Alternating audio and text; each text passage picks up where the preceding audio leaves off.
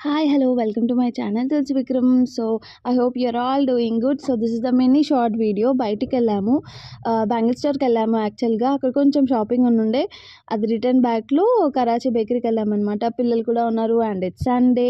చాలా రోజులైంది బయటికి వెళ్ళక. సో, ఏమైనా తిందాము అని వచ్చామన్నమాట. సో, బాగుంటుంది అక్కడ సైడ్ వ్యూ. కాకపోతే విక్కీకి అక్కడ సైడ్ నచ్చదు. ఎప్పుడు వచ్చినా ఈ టేబులే ప్రిఫర్ చేస్తామన్నమాట.